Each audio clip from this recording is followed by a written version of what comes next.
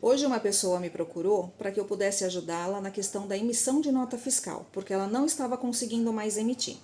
Há uns 4 anos ela se cadastrou como microempreendedora individual, emitia suas notas normalmente, mas este ano foi a primeira nota que ela precisou emitir e deu erro, ela não conseguia emitir por algum motivo. Fazendo uma pesquisa no CNPJ dela, eu pude perceber que ela se cadastrou como MEI há uns 4 anos e agora, em dezembro de 2024, ela foi excluída por conta de débitos. Então, uma das condições do MEI de se manter como MEI é manter essas guias em dia, aquele DAS que a gente paga mensalmente. A gente precisa manter ele em dia. Preciso entregar uma declaração anual, preciso manter o cadastro da empresa em dia. Entre outros, existem algumas regras para a pessoa poder se cadastrar e se manter como microempreendedor individual.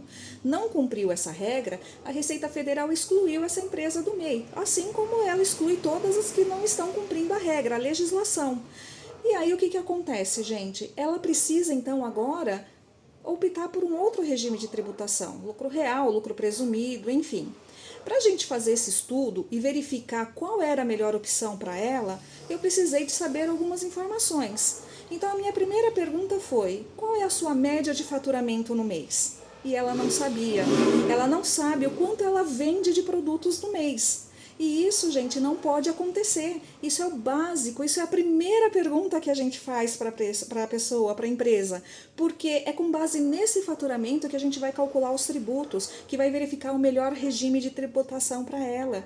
Então, a pessoa ela precisa ter o mínimo de controle. Então, mesmo sendo um microempreendedor, ela precisa fazer planilhas, ela precisa fazer controles, ela precisa anotar o quanto ela compra, o quanto ela vende. Não é porque ela tem o dinheiro na mão que aquilo tudo é lucro, que ela pode levar para casa e gastar. Ela precisa saber o que ela precisa pagar de despesas da empresa, o que ela precisa comprar de material, fornecedores, ela precisa ter esse mínimo de controle, porque senão essa empresa está fadada ao fracasso. Ela vai encerrar as atividades e ainda devendo para o governo, para o fornecedor, ela vai ficar em maus lençóis, como se diz, né? Então ela precisa ter esse mínimo de controle.